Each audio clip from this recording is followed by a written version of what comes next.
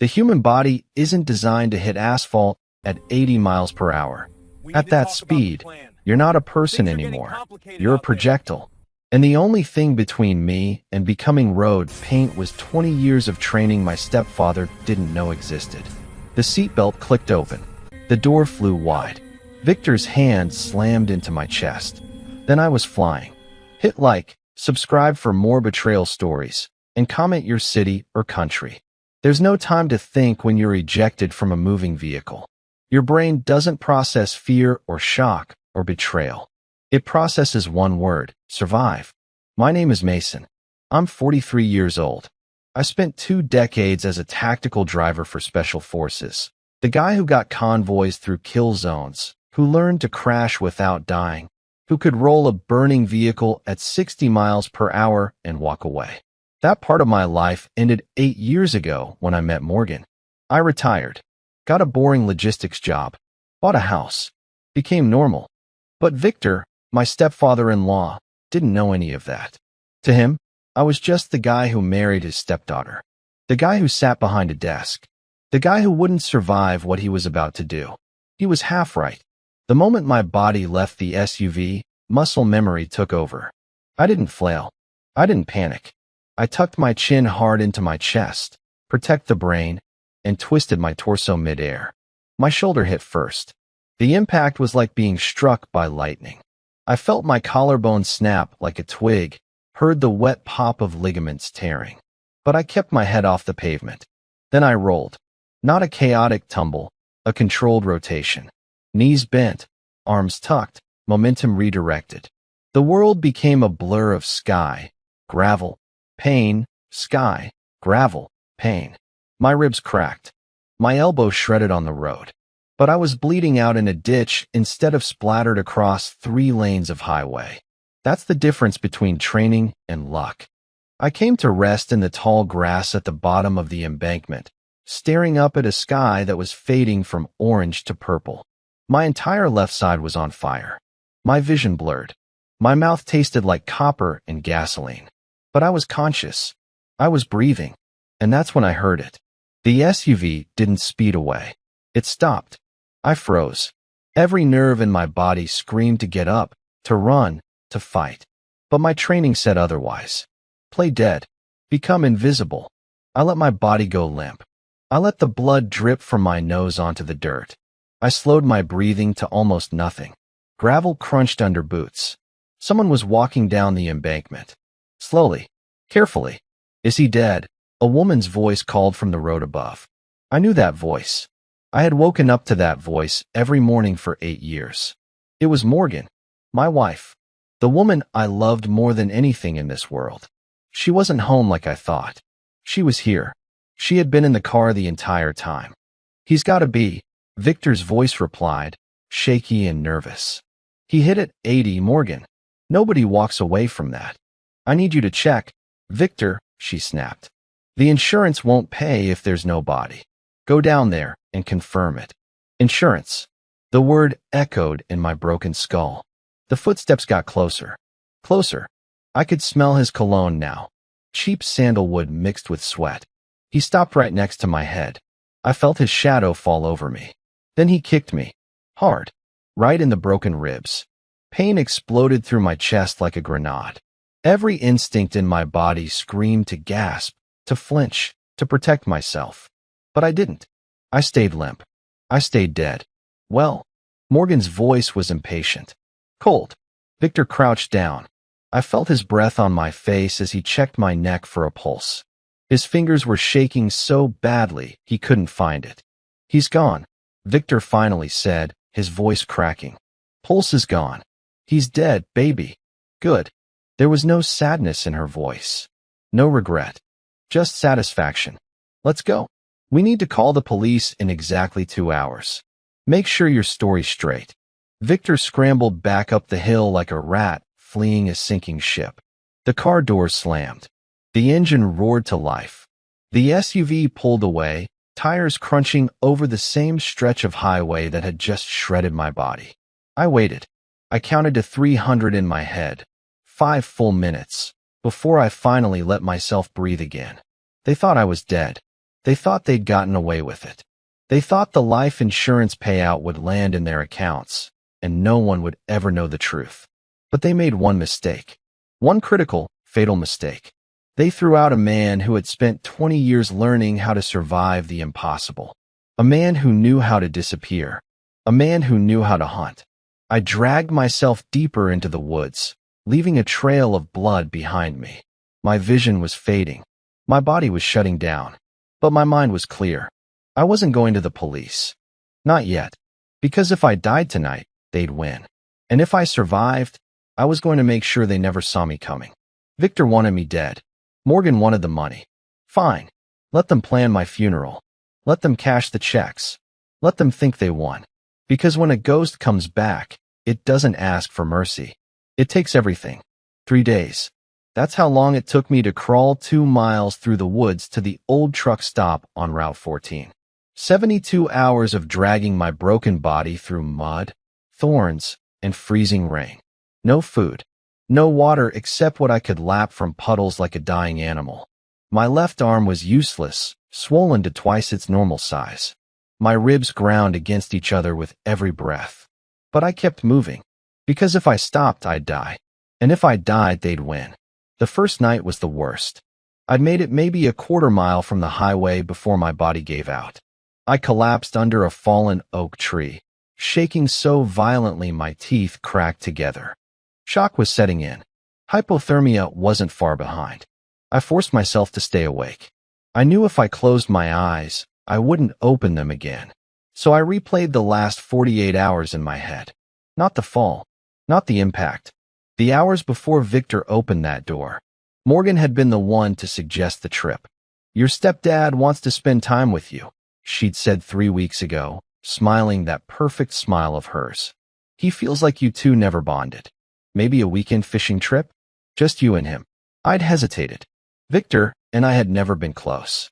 The man married my mother-in-law when Morgan was 16, divorced her 2 years later, but somehow stayed in Morgan's life like a barnacle on a ship.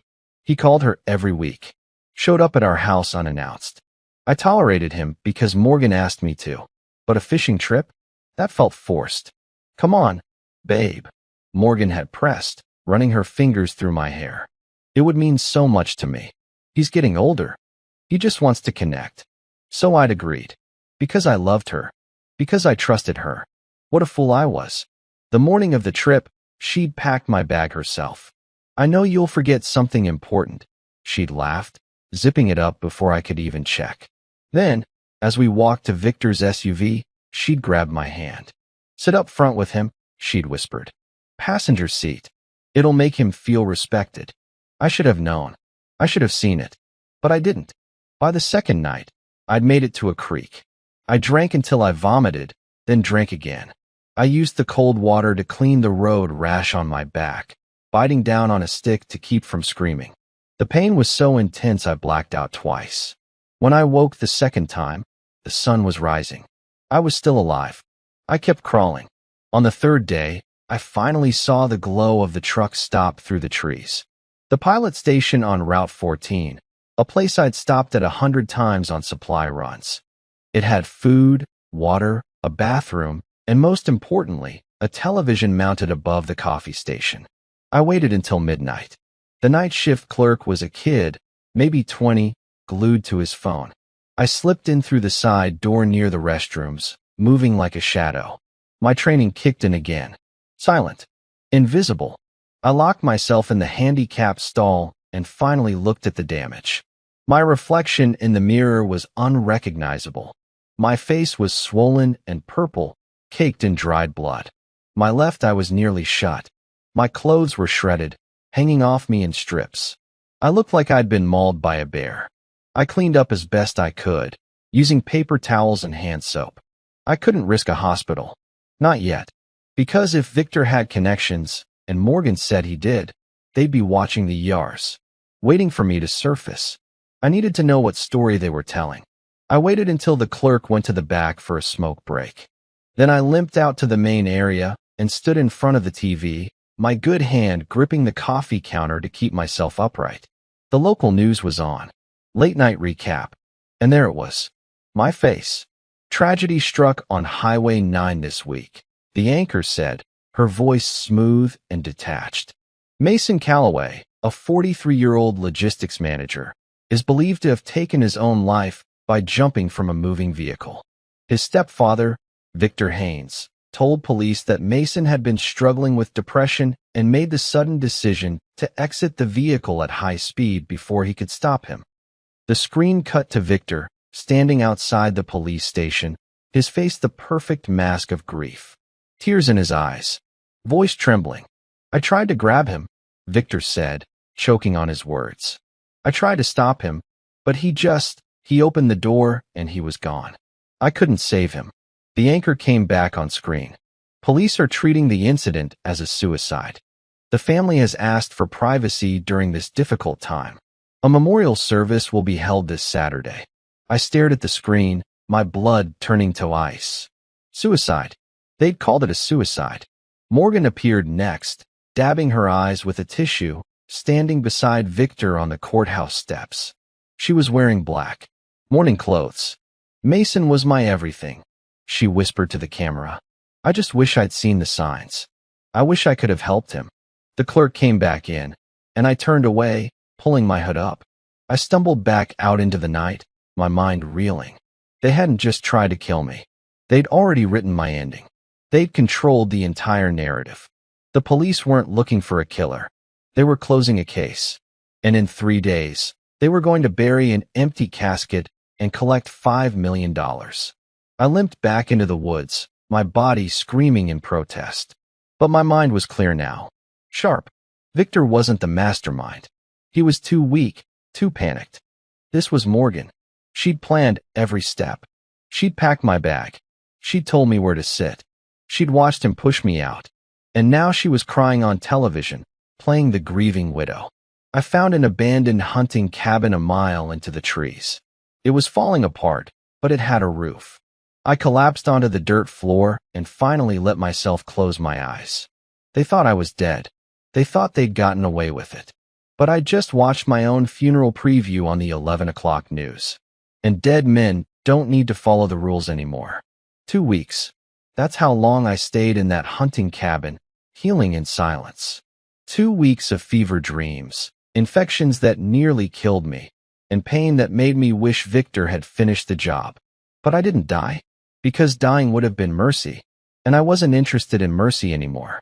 I used what little supplies I could scavenge from the cabin: old fishing line, a rusted knife, a bottle of whiskey someone had left behind. I set my own collarbone using a technique I'd learned in a field hospital in Iraq. I stitched the deepest cuts with the fishing line, biting down on a leather belt to keep from screaming. The whiskey served as both anesthetic and antiseptic. By day 10, I could stand without blacking out. By day 12, I could walk. By day 14, I saw the announcement in a newspaper I'd stolen from a gas station dumpster. Memorial service for Mason Calloway, Saturday, 2 p.m., Riverside Cemetery. They were burying me today. I arrived at the cemetery 3 hours early, moving through the woods like a ghost. My body was still broken, my left arm in a makeshift sling, my ribs wrapped tight with duct tape. But my mind was sharp, focused. I found a spot on the hillside, hidden behind a cluster of oak trees about 50 yards from the burial site. Close enough to see faces, far enough to stay invisible. The guests started arriving around 1:30. I recognized most of them. Morgan's co-workers from the hospital where she worked as a nurse. My old buddies from the logistics company. Neighbors. Friends. People who had no idea they were attending a funeral for a murder victim, not a suicide. Then Morgan arrived. She stepped out of a black Mercedes, Victor's car, wearing a black dress that hugged her figure perfectly. Her hair was pulled back. Her makeup was flawless except for the carefully placed smudges under her eyes. She looked like a grieving widow straight out of a movie. Victor walked beside her, his hand on her elbow. Supportive. Paternal. My jaw clenched so hard I thought my teeth would crack. The service began. A pastor I'd never met spoke about a man he'd never known, quoting Bible verses about peace and rest. Morgan sat in the front row, a tissue pressed to her face, her shoulders shaking with what looked like sobs. But I could see the truth from my vantage point. Every few seconds, she'd glance at her watch, checking the time, waiting for it to be over. This wasn't grief. This was a performance. Then came the eulogies.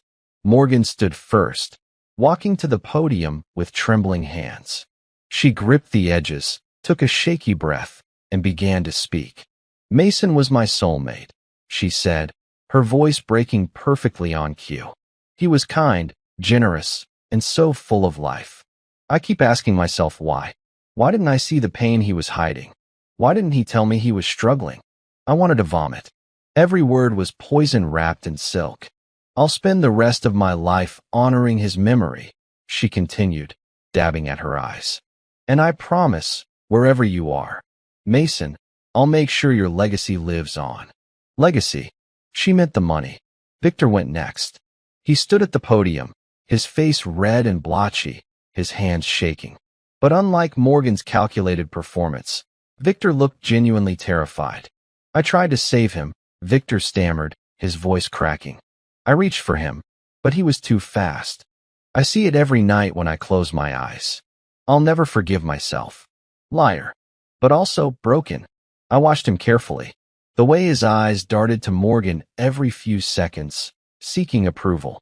The way his hands trembled even when he gripped the podium. This wasn't a man who'd planned a murder. This was a man who'd been used. The service ended. The casket, empty, because they never found a body, was lowered into the ground. Morgan tossed a single white rose onto the lid, then turned and walked away. The guests followed, offering their condolences as they passed. Morgan accepted each hug, each handshake, with grace and poise. I waited. I stayed hidden as the crowd thinned, watching from the shadows. When the last guest finally left, it was just Morgan and Victor standing by the grave. Alone. Morgan's posture changed instantly. The slump in her shoulders disappeared. The tears vanished. She straightened, rolling her neck like she'd just finished a workout. "Thank God that's over," she muttered, pulling out her phone. Victor stood beside her, looking down at the grave. "Do you think we should have waited longer? Put up a better search effort?" Morgan didn't even look up from her phone. "No body, no crime, Victor. The police already closed the case. Stop being paranoid." "But what if someone saw?" "No one saw anything," Morgan snapped, finally turning to face him. "You threw him out on an empty highway at night. He's dead, scattered across 50 yards of asphalt. Animals probably dragged the pieces into the woods by now." The casual cruelty in her voice hit me like a punch to the gut. Victor swallowed hard. "When does the insurance pay out?" 30 days from the death certificate filing," Morgan said, smiling now. "Another 2 weeks. Then we're set." Victor nodded, but he still looked uneasy. "And after that, what happens with us?" Morgan stepped closer to him, running her hand up his chest. It wasn't motherly. It wasn't friendly. It was intimate, possessive. "After that," she whispered, standing on her toes to kiss him softly, "we disappear for a while. Let the dust settle. Then we come back, sell the house, and start fresh somewhere warm. Just like we planned." Victor kissed her back, his hands sliding down to her waist. I felt my stomach turn. This wasn't a recent affair. This was practiced. Comfortable. They'd been together for a long time. How long? Months? Years? How many nights had I been on the road for work while Victor was in my bed, in my house, with my wife? Morgan pulled away, laughing softly. "Come on. Let's get out of here. This place is depressing." They walked toward the Mercedes, hand in hand. But before they got in, Morgan stopped and looked back at the grave one last time. And she smiled. Not a sad smile. Not a wistful smile. A victorious smile. She'd won. She'd killed her husband, framed it as suicide, and was about to collect $5 million. And no one suspected a thing. I stayed in the trees until their car disappeared down the winding cemetery road. Then I limped down the hill toward my own grave. I stood over the casket, staring at the brass nameplate. Mason Calloway, beloved husband. Gone too soon. Not yet, I whispered. They'd made one mistake. One critical, fatal error. They'd let me see exactly who they were. And now I knew the truth. Morgan wasn't a victim of Victor's manipulation. She was the architect, the mastermind. And Victor wasn't just a greedy stepfather. He was her lover, her partner, her weapon. I turned away from the grave and disappeared back into the woods. Dead men don't have rules. Dead men don't have limits. And this dead man was about to become their worst nightmare. 3 nights after the funeral, I stood across the street from my own house, watching the lights go out one by one. Morgan and Victor had moved in together. Not gradually, not subtly. The same week, they buried an empty casket. Victor's truck was parked in my driveway every single night. My neighbors probably thought he was being supportive, helping the grieving widow. They had no idea he was sleeping in my bed. I watched from the shadows as they climbed into Morgan's car at 7:30, dressed like they were going somewhere nice. Morgan wore a red dress, the one I'd bought her for our anniversary last year. Victor wore a suit jacket I didn't recognize. They were celebrating, going out for dinner, maybe drinks, toasting to their victory. Perfect. I waited 15 minutes after they left, then moved. I'd been a tactical driver, but before that, I'd been trained in infiltration. How to breach secure locations. How to move without sound. How to become invisible. The back door was locked, but the kitchen window wasn't. Morgan always forgot to lock it. I'd reminded her 100 times over the years, and she'd always laughed it off.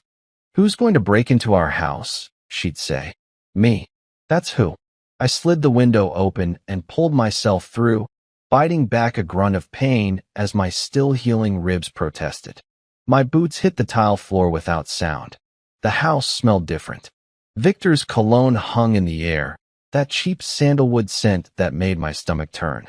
There were beer bottles on the counter, takeout containers in the sink. They'd made themselves at home fast. I moved through the kitchen into the living room. Everything looked the same, but wrong.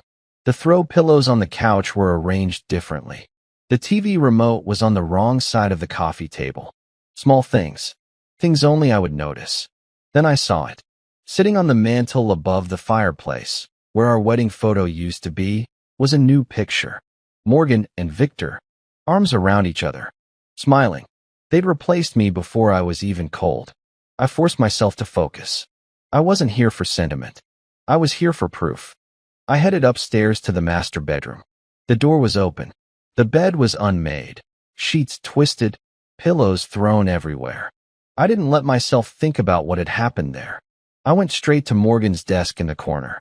She kept all our important documents in the bottom drawer, organized in labeled folders.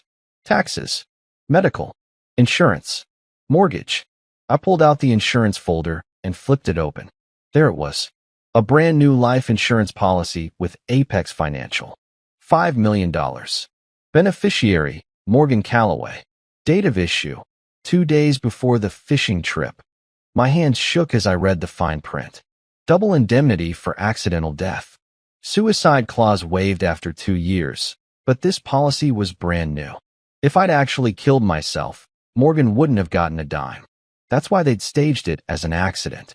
Why Victor told the police I jumped while he tried to stop me.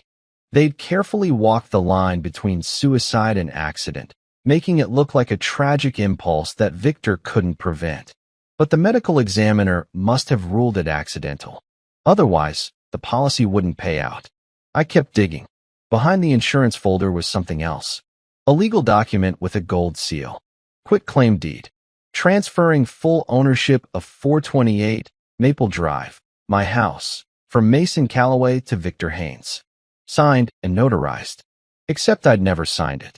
I pulled out my phone and photographed every page. The insurance policy. The deed. The notary seal. This was evidence. This was proof of forgery, fraud, conspiracy to commit murder. But I couldn't go to the police yet. Not until I understood the full scope of their plan. Not until I knew who else was involved. Because Victor wasn't smart enough to forge documents. He wasn't connected enough to get a notary to backdate paperwork. Someone else was helping them. I was about to head back downstairs when I heard it. The garage door opening. My blood turned to ice. They were home. Early. At least an hour early. I moved fast. I shoved the documents back into the drawer, closed it, and looked for an exit. The bedroom door was the only way out, but I'd hear them coming up the stairs. The window was too high. I'd break my legs jumping from the second floor, and I couldn't afford another injury. The closet. I slipped inside Morgan's walk-in closet and pulled the door almost closed, leaving just a crack to see through. I pressed myself into the back corner behind her winter coats, barely breathing. Footsteps on the stairs. Laughing. Morgan's voice, high and loose. She was drunk. "I can't believe he actually cried," she was saying. "Your speech at the funeral was perfect, baby. You almost had me convinced you actually cared." Victor's laugh was darker. Relieved. "I was terrified I'd mess it up. But it's over now. We did it. We survived it," Morgan corrected.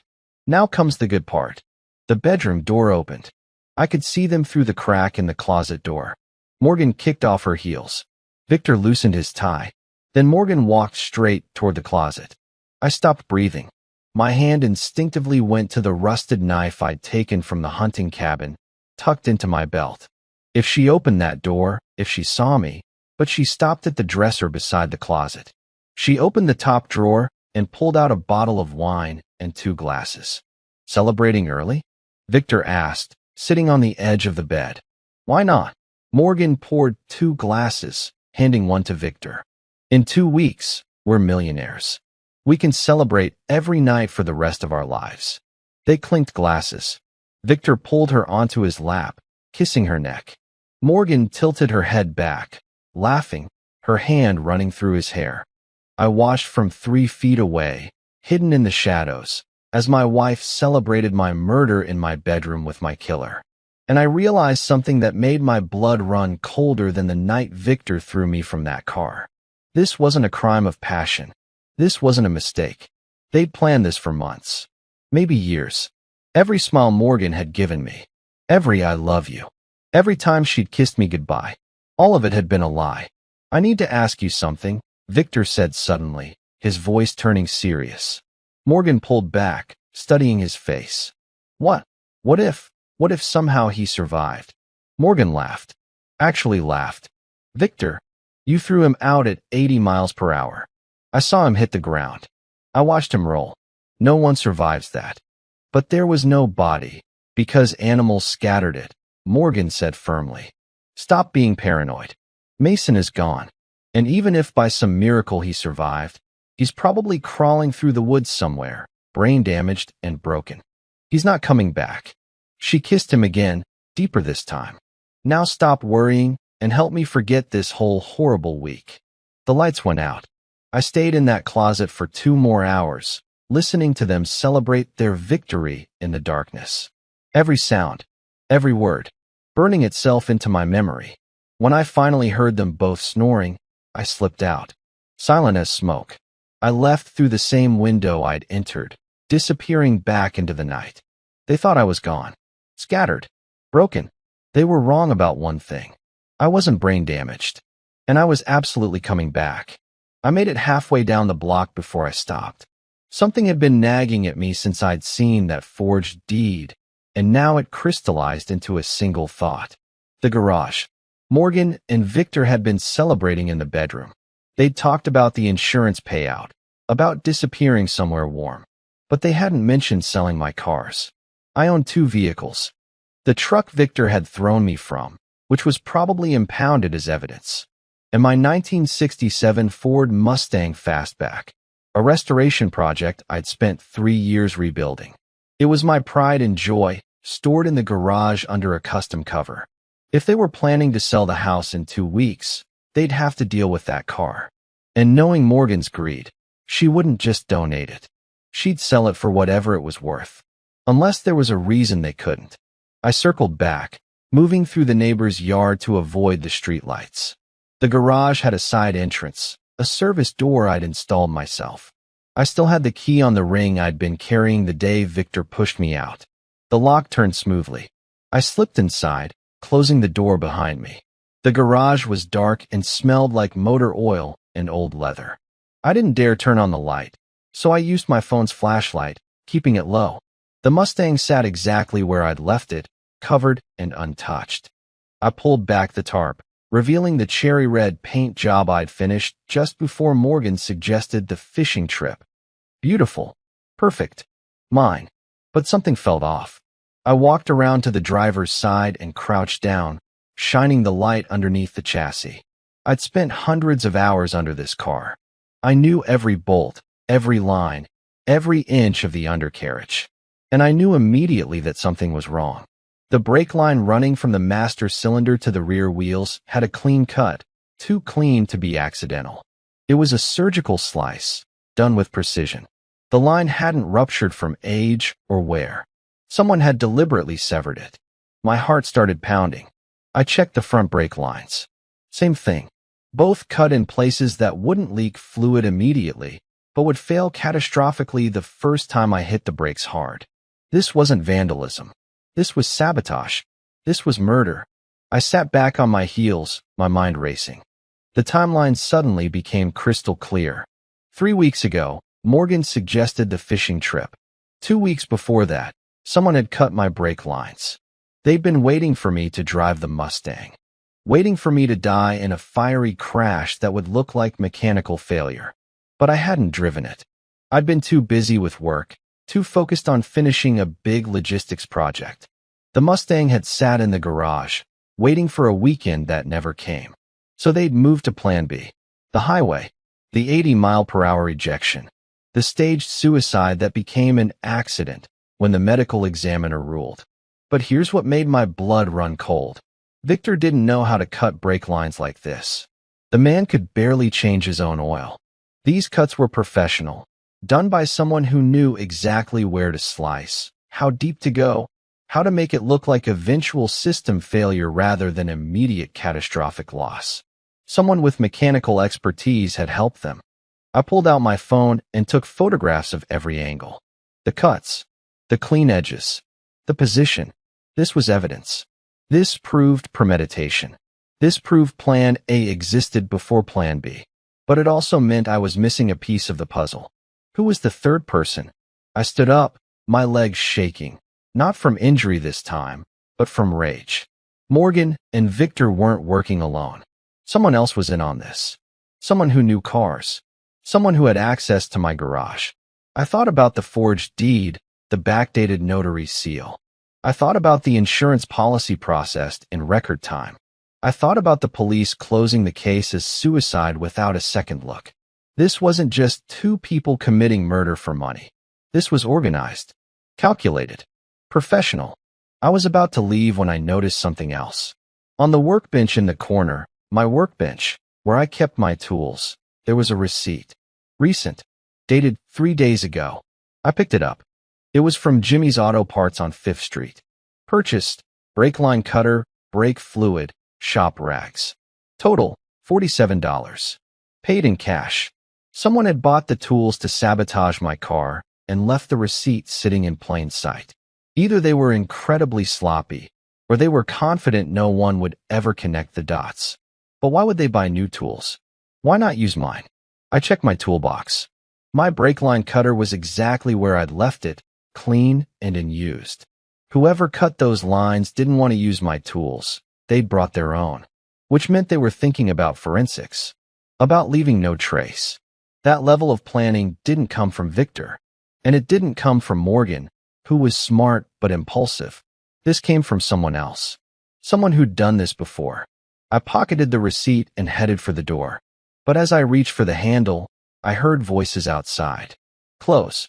Don't understand why we need to check on it now, Victor was saying, his voice slurred. Drunk. Because I want to make sure it's still here, Morgan replied, sharp and sober. That car is worth 60 grand, Victor. We're not leaving it behind. They were coming to the garage. I looked around frantically.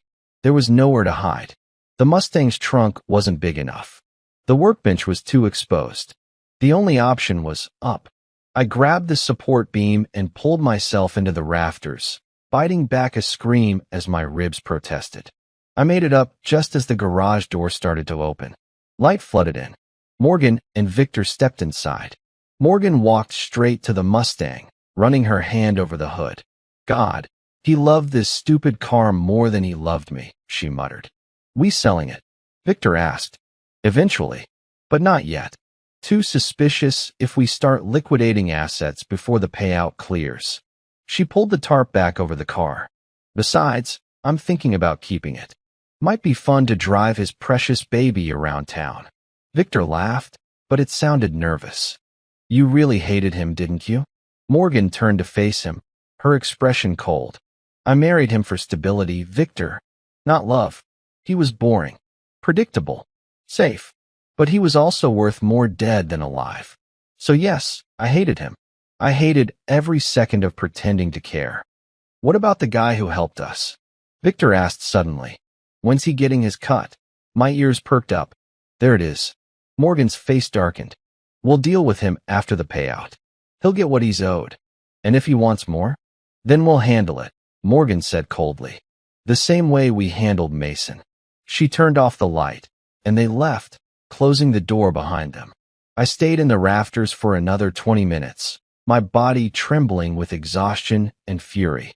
There was a third person, someone who'd help them, someone who was expecting a cut of $5 million. And I was going to find out who. The receipt from Jimmy's Auto Parts had a timestamp. Wednesday, 3:47 p.m. 3 days ago, which meant whoever bought those tools was still close, still involved, still expecting their cut. I spent the next 48 hours following Victor. Not Morgan. She was too careful, too controlled. But Victor was sloppy, nervous, the kind of man who made mistakes when he was scared. And he was definitely scared. I watched him from across the street as he left my house every morning at 8, drove to his construction office downtown, and sat behind a desk pretending to work. But mostly he just stared at his phone, checking it every few minutes like he was waiting for a message that never came. On the third night, he finally broke his routine. At 9 p.m., he left the house alone.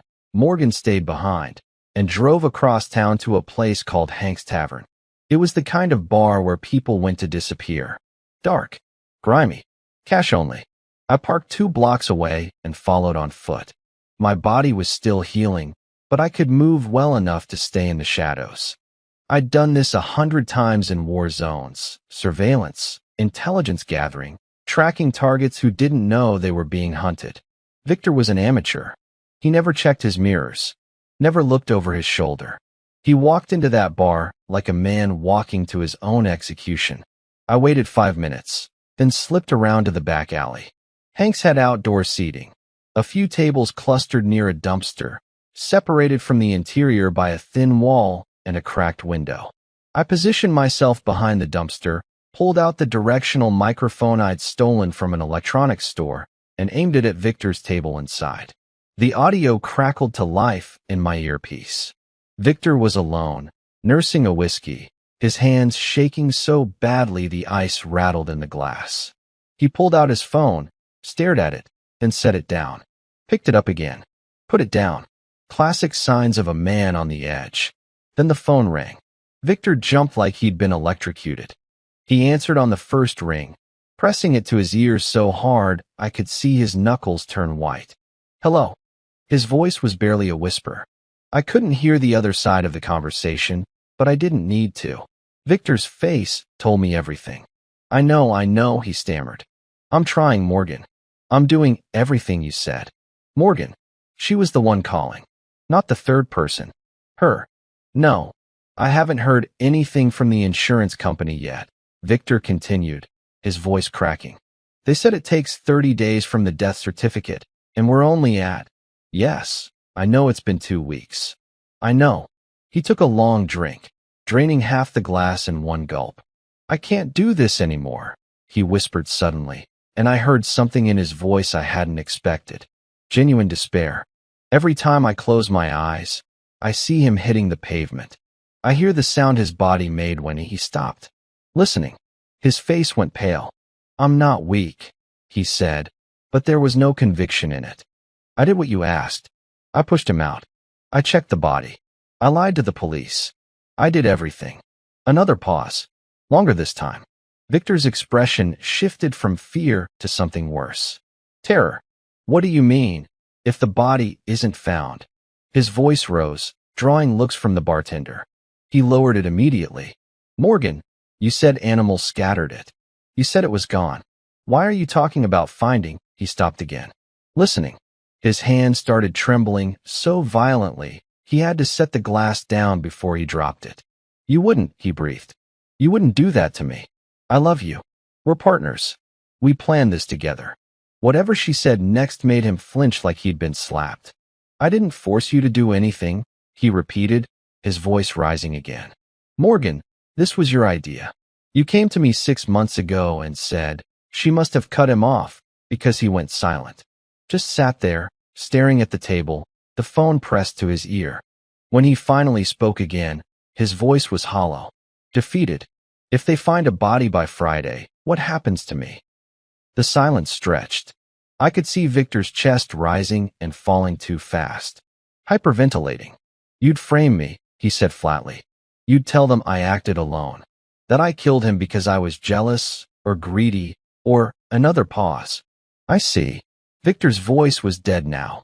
Empty. So either the body stays lost, and we both get rich, or it turns up and I go to prison for murder while you play the devastated widow. He laughed. It was the saddest sound I'd ever heard. Yeah, I understand. Loud and clear, baby. He hung up, sat there for a long moment, staring at nothing. Then he ordered another whiskey. And another.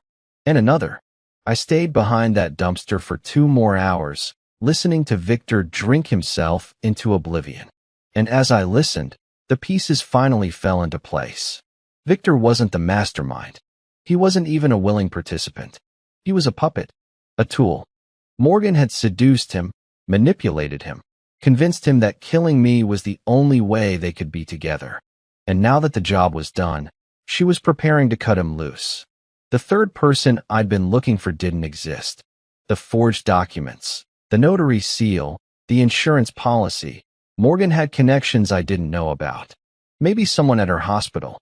Maybe someone she'd been sleeping with before Victor. But Victor wasn't part of that network.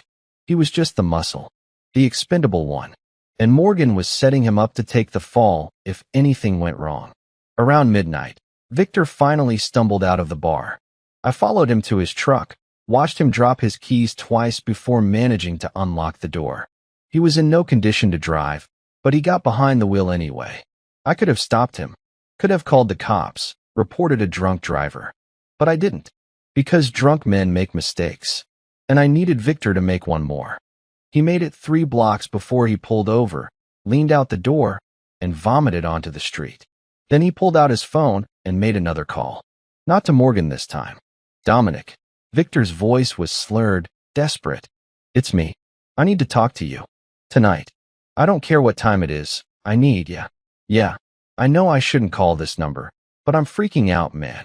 She's turning on me. I can feel it. Dominic. Finally. A name. The coffee shop on 8th, Victor said. 20 minutes. Please, Dom. You're the only one who knows the whole story. You're the only one I can trust. He hung up and drove off, weaving slightly, but managing to stay on the road. I waited until he was out of sight, then pulled out my own phone. I had 20 minutes to get to that coffee shop before Victor. 20 minutes to set up surveillance. 20 minutes to finally learn who the third person was. Because Dominic wasn't just a friend Victor was venting to. Dominic knew the whole story, which meant he was involved. Maybe he was the one who forged the documents. Maybe he was the one who cut my brake lines. Either way, I was about to find out. And once I knew who all the players were, I could start taking them apart, one by one. The coffee shop on 8th Street was closed for the night, but the parking lot was still lit. I arrived 10 minutes before Victor, positioning myself across the street in the shadows of an abandoned laundromat. From here, I had a clear view of the entire lot. Victor's truck pulled in at 12:40 a.m., headlights cutting through the darkness. He parked near the back and stayed inside, engine running, waiting. 5 minutes later, a black sedan pulled up beside him. Newer model. Expensive. The driver killed the lights, but didn't get out immediately. Just sat there, engine idling, like he was deciding whether to stay or run. Finally, the door opened. A man stepped out, mid-30s, clean cut, wearing khakis and a polo shirt even at this hour. He looked more like a bank manager than a criminal. He walked to Victor's passenger door and climbed in. I pulled out my phone, zoomed the camera as far as it would go, and started recording. The audio wouldn't pick up from this distance, but I could at least capture faces, body language, evidence of the meeting. Inside the truck, the conversation started immediately. I could see Victor gesturing wildly, his hands shaking. The other man, Dominic, sat perfectly still, listening. Calm. Too calm. After about 5 minutes, Dominic pulled something from his pocket. An envelope. He handed it to Victor, who opened it and pulled out what looked like documents. Victor read them, and even from across the street, I could see his face go white. He shook his head violently. No, absolutely not. He tried to hand the papers back, but Dominic refused to take them. Instead, Dominic pointed at something on the page, tapping it repeatedly with his finger. Victor's shoulders slumped. Defeated, he folded the papers and shoved them into his jacket pocket. Then Dominic said something that made Victor's head snap up. Whatever it wasn't comforting. Victor grabbed Dominic's arm, pleading now, but Dominic pulled away and got out of the truck without another word. He walked back to his sedan, paused, and turned to look directly at Victor through the windshield.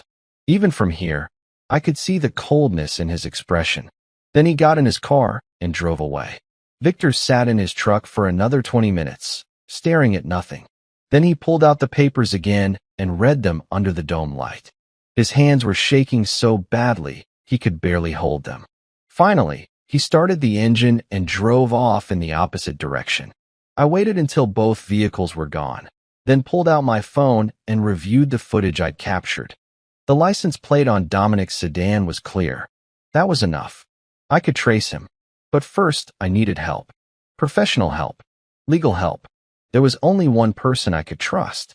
Someone who owed me their life and who had the power to freeze assets, draft lawsuits, and build legal traps that even Morgan wouldn't see coming.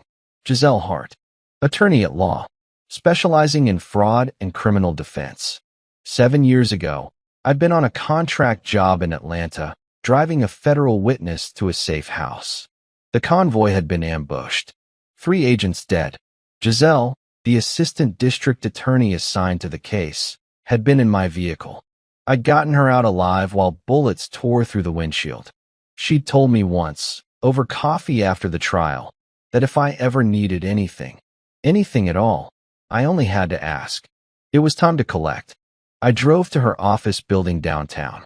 It was nearly 2 a.m., but I knew Giselle kept insane hours. And sure enough, the lights were on in her corner office on the 7th floor. I used the service elevator, no cameras, no security guard at this hour, and made my way to her door. I knocked twice, then opened it before she could respond. Giselle looked up from her desk, startled. She was exactly as I remembered her. Sharp suit, dark hair pulled back, reading glasses perched on her nose. But when she saw me, those glasses nearly fell off her face. Mason, her voice was barely a whisper. You're dead. I saw the news. I saw your funeral announcement. Reports of my death, I said, stepping inside and closing the door behind me, have been greatly exaggerated. She stood slowly, like she was looking at a ghost. Which, I supposed, she was. What happened to you? Her eyes scanned my face, the scars, the still healing cuts, the weight I'd lost. Who did this? My wife and my stepfather, I said flatly. They threw me out of a moving vehicle at 80 miles per hour to collect a $5 million life insurance policy. Giselle's expression shifted instantly from shock to the cold, calculating focus of a lawyer who'd just found a case worth fighting. Sit down, she commanded. Tell me everything. And I mean everything. I spent the next hour laying it all out. The fishing trip, the highway ejection, the survival, the funeral, the forged documents, the tampered brake lines, the conversation I'd just witnessed between Victor and Dominic. Giselle took notes the entire time, her pen flying across a legal pad. When I finished, she sat back and stared at me for a long moment. This is attempted murder, insurance fraud, forgery, Conspiracy. She counted on her fingers. We're looking at 20 years minimum for both of them. But we need to do this right. If we go to the police now, they'll lawyer up immediately. Morgan will play the victim. Victor will claim coercion. We need leverage first. What kind of leverage? Giselle smiled. It wasn't a kind smile. It was predatory. We freeze the money. I'll file an emergency injunction with the probate court first thing Monday morning, citing irregularities in the insurance claim. I'll argue that the death certificate was issued prematurely without proper investigation, and that new evidence suggests fraud. Won't that tip them off? Absolutely, Giselle said. And that's the point. When people panic, they make mistakes. Victor is already on the edge. If the money suddenly gets frozen, he'll crack. And when he does, we'll be there to record every word. I nodded slowly. What about Dominic? Leave him to me, Giselle said, pulling up a database on her computer. I'll run the plates, find out who he is, and figure out how he fits into this. If he's the one who forged the documents, we'll add him to the pile. She turned back to me, her expression softening slightly. You saved my life 7 years ago, Mason. Now I'm going to save yours. But I need you to trust me and follow my lead. Can you do that? I can. Good. She stood, extending her hand. Then let's bury them. I shook her hand, feeling something I hadn't felt in weeks. Hope. 2 days later, on a Tuesday morning, Giselle filed the injunction. By noon, the insurance company had frozen the payout pending investigation. By 2 p.m., my phone, the burner I'd been using, received its first call. Unknown number. I let it go to voicemail. But then I sent a text. Not to that number. To Victor's number. The one I still had memorized. The message was simple. I saw what you did on Highway 9. I hit send and waited. 3 minutes later, my phone rang. Victor. Calling from a blocked number, but I knew it was him. I didn't answer. I just listened to the voicemail he left 10 seconds later. Who is this? His voice was pure panic. How did you get this number? What do you want? I'll pay you. I'll pay whatever you want. Just don't go to the police. Please. Please. I smiled in the darkness of my motel room. The trap was set. The money was frozen. And Victor was about to destroy himself, trying to figure out who was watching him. He thought it was a witness. A stranger. Someone he could pay off or threaten. He had no idea it was me. And that was exactly how I wanted it. Giselle worked fast. Within 72 hours of freezing the insurance payout, she'd arranged something I didn't think was possible. A will reading. But I'm not actually dead, I'd said when she first proposed it. Legally, you are, Giselle had replied, not looking up from her laptop. The death certificate has been filed. Your estate is in probate. And according to the law, interested parties have the right to attend the reading of the will, including the primary beneficiary. Morgan. Exactly. Giselle had smiled that predatory smile again. I've contacted the executor, your old attorney, Richard Chun. I explained the situation. He's willing to play along. We're scheduling it for Thursday afternoon at his office. Morgan and Victor will be required to attend if they want access to any remaining assets.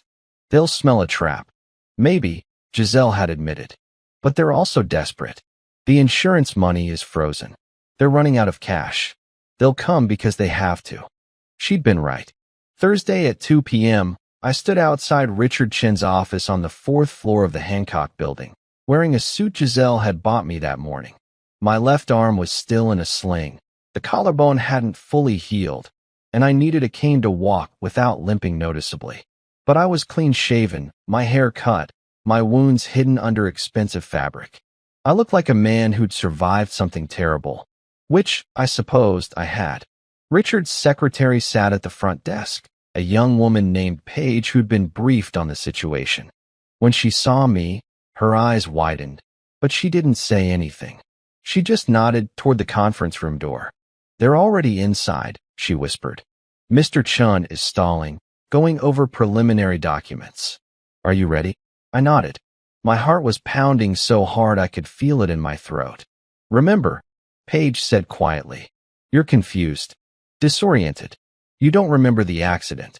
You're just grateful to be alive. I'd rehearsed this with Giselle a dozen times. Play dumb. Play weak. Make them think I was a victim, not a threat. Let their guard down. Let them slip up. I took a deep breath and opened the door. The conference room went silent. Morgan was sitting at the long mahogany table, dressed in black again, her purse on her lap. Victor sat beside her, his face pale and drawn. He'd lost weight since I'd last seen him up close. Stress was eating him alive. Richard Chun sat at the head of the table, a stack of documents in front of him. He looked up when I entered, and his expression was perfectly neutral. Professional. Ah, he said. Our final attendee has arrived. Morgan's coffee cup slipped from her hand. It hit the table, spilling dark liquid across the polished wood. She didn't move to clean it up. She just stared at me like I was a hallucination. Victor made a sound, half gasp, half choke. His chair scraped backward as he tried to stand, but his legs gave out, and he collapsed back into the seat. I stepped fully into the room, leaning heavily on the cane. I let my gaze drift over them slowly, like I was trying to place their faces. I'm sorry I'm late, I said quietly. My voice sounded rough, broken. Perfect. Traffic was bad, and I'm still getting used to walking again. Mason. Morgan's voice was barely a whisper. Her face had gone white as paper. You're alive? I looked at her like I was seeing her for the first time in weeks. Which, technically, I was, at least from this close. Morgan, I said, and I let my voice crack on her name. Thank God. I've been trying to reach you, but my phone was destroyed in the accident. They told me at the hospital that you'd been calling, looking for me. Victor's mouth opened and closed like a fish drowning in air. No words came out. Richard Chun gestured to the empty chair across from Morgan. Mr. Calloway, please have a seat. We were just about to begin reviewing your estate documents. I limped to the chair and lowered myself carefully, wincing as my ribs protested. Morgan and Victor watched every movement like I was a bomb about to explode. I don't understand, Morgan finally managed. The police said you were. They said you jumped from Victor's car. That you. She trailed off, tears forming in her eyes. Real tears this time, but not from grief. From terror. I frowned, shaking my head slowly. Jumped? No, I don't remember jumping. I don't remember much of anything from that night, honestly. The doctors said I have retrograde amnesia from the head trauma. Everything after we left for the fishing trip is just blank. Victor's breathing was coming in short, panicked gasps now. He looked like he was on the verge of a heart attack. What do you remember? Morgan asked carefully. Her lawyer instincts were kicking in now, trying to assess the threat level. I rubbed my temples like I was struggling to recall. I remember packing.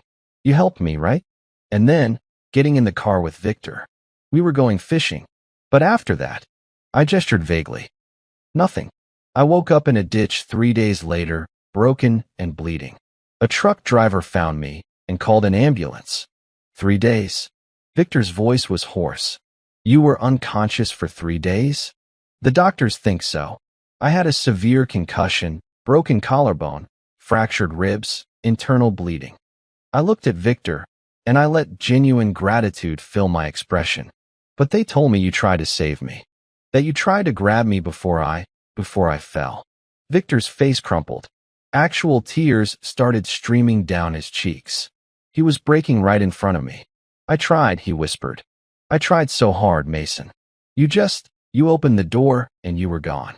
I couldn't stop you. I reached across the table, slowly, painfully, and took his hand. He flinched like I'd burned him. Thank you, I said softly. For trying. I don't know why I did that.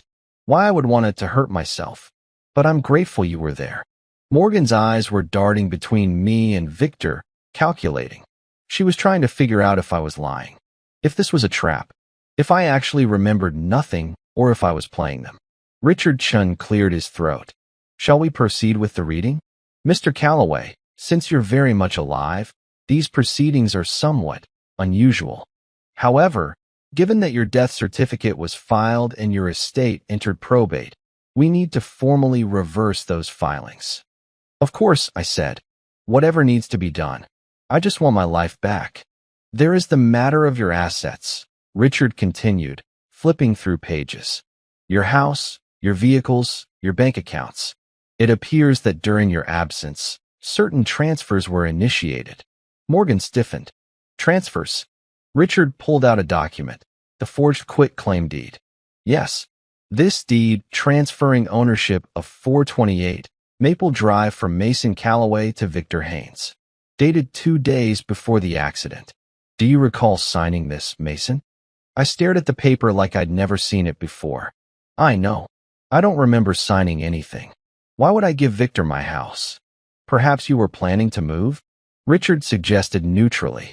Or perhaps you wanted to ensure your stepfather was taken care of in case something happened to you. Maybe, I said slowly. But I don't remember. Morgan stood abruptly. We should go, Victor. This is clearly a family matter that needs to be sorted out privately. But Victor didn't move. He just sat there, staring at me with hollow eyes. I'm sorry, he whispered. I'm so sorry, Mason. For what? I asked, tilting my head in confusion. You tried to save me. You have nothing to be sorry for. That broke him. Victor put his head in his hands and started sobbing. Deep, racking sobs that shook his whole body.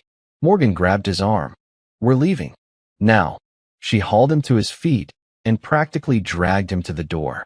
But before she left, she turned back to look at me. Our eyes met, and in that moment, I saw the calculation in her gaze. The cold assessment. She didn't believe me. She knew I was lying. And that made me dangerous. I'll call you tonight, she said to me, forcing a smile. We have so much to talk about. I'm just so grateful you're alive. Me too, I said warmly. I love you, Morgan. Her smile faltered for just a fraction of a second. I love you too. Then they were gone. Richard Chun waited 30 seconds, then stood and locked the door. That was the most terrifying performance I've ever witnessed. Did Giselle get it? I asked. Richard pointed to the smoke detector in the corner. Camera and audio. Every second. I slumped in my chair, the act finally dropping. My hands were shaking. Facing them had been harder than I'd expected.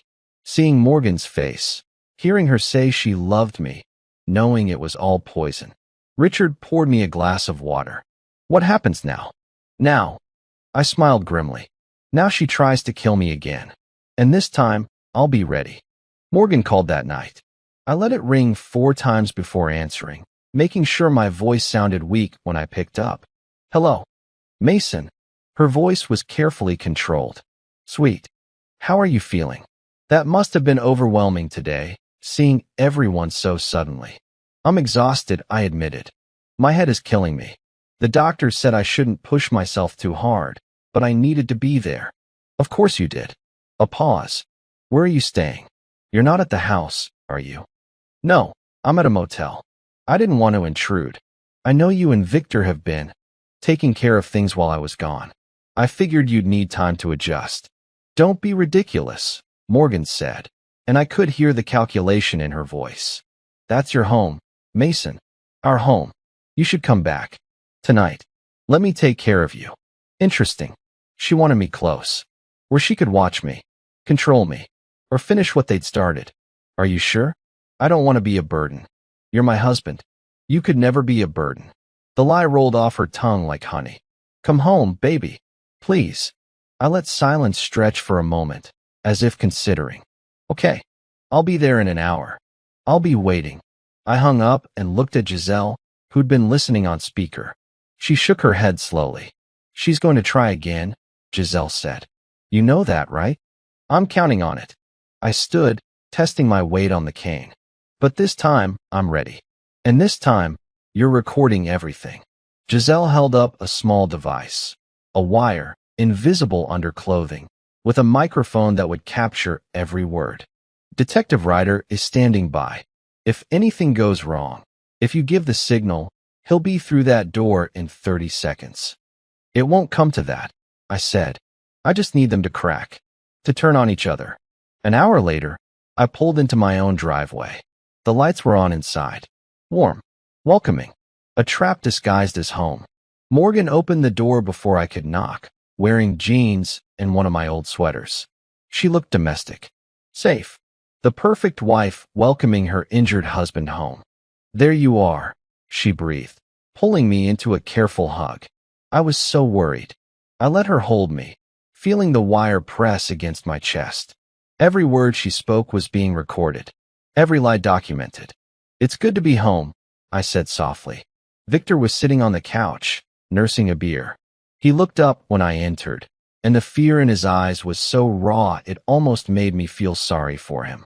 Almost. Mason, he said hoarsely, I'm glad you're okay. Thanks to you. I replied, moving to sit in the armchair across from him. Morgan told me you've been staying here, helping out. I appreciate that. Victor's beer bottle trembled in his hand. It was the least I could do. Morgan disappeared into the kitchen, returning with tea. You should rest, she said, handing me the cup. Doctor's orders. I took it but didn't drink. Not yet. Not until I was sure what was in it. The first night passed without incident. Morgan slept in the guest room, claiming she didn't want to disturb my injuries. Victor slept on the couch. I stayed in the master bedroom with the door locked and a chair wedged under the handle. But the second night, I started my campaign. At 2 a.m., I crept downstairs to where Victor was sleeping. I'd brought something with me from the storage unit, my old driving gloves. The ones I'd worn during tactical operations. Leather, worn, unmistakable. I placed them on the coffee table, 6 inches from Victor's face. Then I returned upstairs. At 6 a.m., I heard Victor scream. I came downstairs, plain concerned. What's wrong? Victor was standing in the middle of the living room, pointing at the gloves like they were venomous snakes. Where did those come from? I looked at them, frowning. Those are my driving gloves. I thought I'd lost them. Where did you find them? They were on the table when I woke up, Victor whispered. Right by my head. You probably saw them yesterday and forgot, I said calmly. The doctors said your memory might be affected too. Trauma does that. Morgan appeared in the doorway, her hair perfect despite the early hour. She looked at the gloves, then at Victor, and I saw something flash in her eyes. Irritation. Impatience. Victor, you're being paranoid, she said sharply. That night, I went further. I found the speakers built into the walls. I'd installed them myself 3 years ago for surround sound and connected them to my phone via Bluetooth. At 3 a.m., I played a recording I'd made, Highway Wind. The specific roar of air at 80 miles per hour through an open car door. Victor's scream woke the entire house. What is that? He shouted, covering his ears. Make it stop. I appeared in the hallway, confused. What are you talking about? The wind. Can't you hear it? But I'd already stopped the playback. The house was silent. Victor, there's no wind, Morgan said, her voice tight. The windows are closed. I heard it, he insisted, his voice breaking. I heard the highway. I heard. He stopped himself, but the damage was done. I watched understanding dawn in his eyes. He thought he was losing his mind. The psychological warfare continued for 3 more days. I moved objects Victor remembered touching. I left the garage door open at night, the same garage where the Mustang sat with its severed brake lines. I played recordings of my own voice whispering through the walls. I know what you did. By day 5, Victor was a shell of himself. He jumped at shadows, flinched when I entered a room, stopped eating because he thought the food was poisoned. And then I went for the kill shot. Hey Victor, I said casually over breakfast. Want to go for a drive? I'm feeling better, and I'd love to get back behind the wheel. Maybe head out to Highway 9, see if it jogs my memory. Victor's fork clattered to his plate. His face went gray. No, he said. No, I don't think that's a good idea. Why not? I pressed, smiling. You said you tried to save me there. Maybe seeing the spot will help me remember. Mason, drop it, Morgan interjected sharply. But I kept pushing. Come on, Victor. Just a short drive. For old time's sake. Victor stood so abruptly his chair fell over. I can't do this anymore. He ran upstairs. I followed, slowly listening. I heard drawers opening, clothes being thrown around. He was packing. Morgan heard it too. She went up after him, and I positioned myself just outside the bedroom door, the wire recording everything. What are you doing? Morgan hissed. I'm leaving, Victor said. He knows. He's playing with us. He remembers everything. He doesn't remember anything. He has amnesia. Then why is he doing this? Victor's voice cracked. The gloves, the sounds, the questions about Highway 9? He's torturing me, Morgan. You're being paranoid. I'm being smart. Victor zipped his bag. And you should be too. The insurance money is frozen. He's back. It's over. It's not over until I say it's over. The sound that followed made my blood freeze. The unmistakable click of a gun being cocked. Put the bag down, Victor, Morgan said, her voice cold as ice. You're not going anywhere. I burst through the bedroom door. Morgan spun toward me, the gun still pointed at Victor. For a split second, our eyes met, and I saw the mask finally drop. No more tears. No more fake concern. Just cold calculation and murderous intent. Mason, she said calmly, like we were discussing dinner plans. You should go back downstairs. Put the gun down, Morgan. I don't think so. She kept it trained on Victor, who stood frozen against the wall, his packed bag at his feet. Victor was just explaining how he's planning to run. To abandon me. After everything we did together. Everything you did, Victor shouted. You planned this. You made me push him. You said it would look like an accident. You said we'd be free. And we would have been, Morgan said coldly, if you weren't such a coward. I took a step forward. The police are outside, Morgan. Detective Ryder. He's been listening to everything through the wire I'm wearing. It's over. For the first time, uncertainty flickered across her face. She glanced at my chest, at the barely visible bulge of the recording device under my shirt. Then her expression hardened. No, you're bluffing. If the cops were really here, they'd have burst in already. She was right. I was bluffing. Ryder was standing by, but he was blocks away, waiting for my signal. I'd wanted to give them enough rope to hang themselves, but I hadn't expected Morgan to escalate this fast. Victor saw his chance. While Morgan was focused on me, he grabbed his bag and bolted for the door. Morgan's gun swung toward him, but I lunged forward, slamming into her arm. The gun went off, the shot deafening in the enclosed space. The bullet buried itself in the wall. Victor was already down the stairs, his footsteps thundering through the house. I heard the front door crash open, then the garage door. Morgan shoved me off. She was stronger than she looked, and ran after him. I followed, my ribs screaming in protest, my cane forgotten on the bedroom floor. By the time I made it outside, Victor's truck was already backing out of the driveway, tires squealing. Morgan stood in the front yard, gun at her side, watching him go. She didn't shoot. She just watched, her face expressionless. Then she turned to me. This is your fault. All of it. If you'd just stayed dead, none of this would have happened. She raised the gun. I dove behind my Mustang as the shot rang out, glass from the driver's side window exploding over me. I heard her running, heels clicking on pavement. I looked up in time to see her jump into her Mercedes and peel out, chasing after Victor. I pulled out my phone, hitting the speed dial for Detective Ryder. They're running. Victor's in a gray F-150 license plate. I rattled it off from memory. Morgan's in pursuit in a black Mercedes. Both are armed and dangerous. Where are you? Ryder's voice was sharp, professional. I'm going after them, I said, already climbing into the Mustang. I'd kept the keys in my pocket for exactly this reason. Mason, no. Stay there. Let us. I hung up and turned the key. The engine roared to life, that beautiful rumble I'd spent 3 years perfecting. I threw it in reverse, backed out, and punched the accelerator. The brake lines were still cut, but I'd fixed them 2 days ago while Morgan and Victor had been out. I'd been preparing for this moment, anticipating it. Victor had a 2-minute head start, but I knew which way he'd go. There was only one route out of town at this hour that didn't go through downtown, where cops could easily block him. Highway 9. The same highway where he'd tried to kill me. Poetic justice.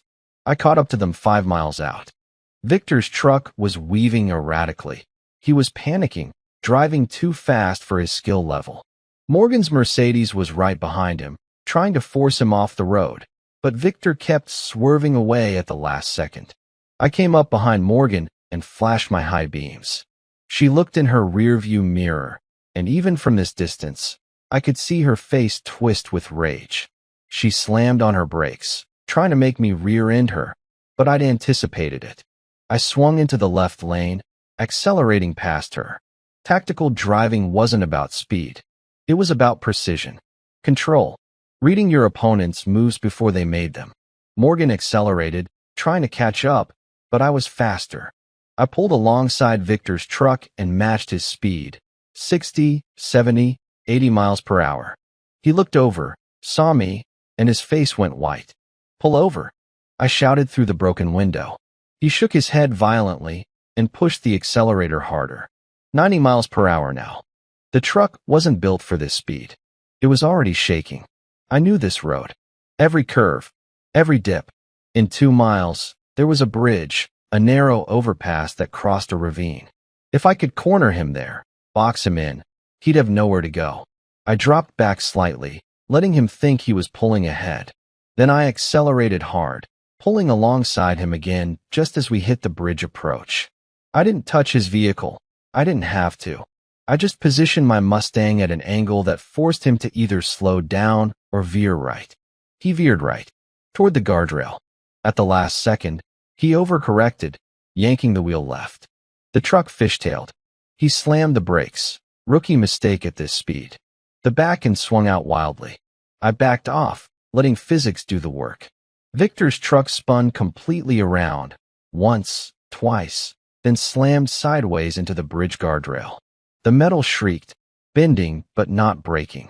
The truck teetered there, half on the bridge, half over the edge of the ravine. I pulled up and stopped 30 feet away. In my rearview mirror, I saw Morgan's Mercedes screeching to a halt behind me. I got out slowly, hands visible, and walked toward Victor's truck. The driver's side door was hanging over the ravine. I could see him inside, frozen, hands gripping the steering wheel so tightly his knuckles were white. "Don't move," I called out. "The guardrail won't hold much longer." Behind me, I heard a car door slam. Morgan's footsteps. "Victor," she screamed. "Victor, you idiot."